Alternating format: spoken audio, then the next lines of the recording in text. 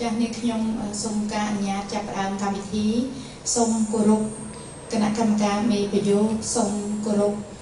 លោកស្រីអ្នកនាងកញ្ញាភ្ញៀវកិត្តិយសទាំងអស់ដែលមានវត្តមាននៅទីនេះជាទីគោរពនិងជាទីមេត្រីសម្រាប់កម្មវិធីមហោស្រពសិល្បៈយុវជនទូទាំងប្រទេសឆ្នាំទី5ឆ្នាំ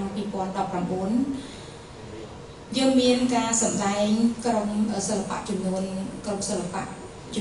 រុមក្រុមទី1ក្រុមសិល្បៈខេត្តព្រះវិហារចាស់សម្ដែងរបាំដងជ័រក្រុមសិល្បៈខេត្តព្រះសីហនុសម្ដែងរបាំប្រពៃណីនំខ្មោចឬនំសែនមេបាក្រុមសិល្បៈខេត្តកំពតសម្ដែងរបាំប្រពៃណីដំណាំម្រេចចាស់ជាកិច្ចចាប់ផ្ដើមសូមគោរពអញ្ជើញរីករាយជាមួយនឹងក្រុមសិល្បៈសិស្សមធ្យមមកពីខេត្តព្រះវិហារសម្ដែងរបាំប្រពៃណីដែលមានឈ្មោះថាដងជ័រខេត្តព្រះវិហារជាខេត្តដែលមានសក្តានុពលធនធានធម្មជាតិជ្រោះជ្រងជ្រលងដងអូព្រៃភ្នំដែលប្រជាជន 70% ជាជនជាតិគួយប្រកបរបរចិញ្ចឹមជីវិតដោយសារធម្មជាតិគោរពព្រលឹងដូនតា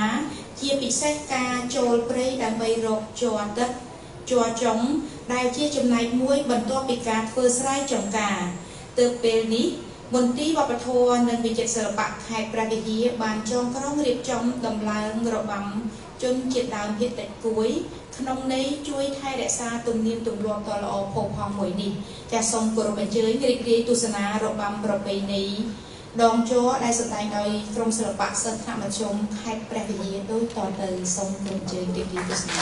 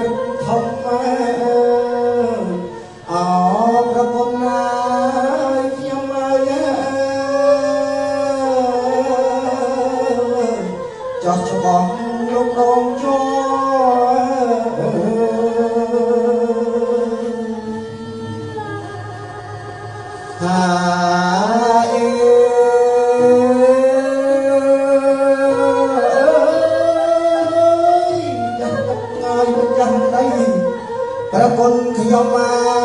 យនៅព្រៃយ៉ាសម្ពោ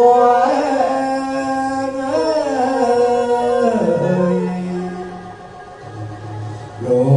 កអើយចោះច្បោះហើយចុះដងជោអរគុណហើយខ្ញុំហើយសូមសុខហើយសប្បាយ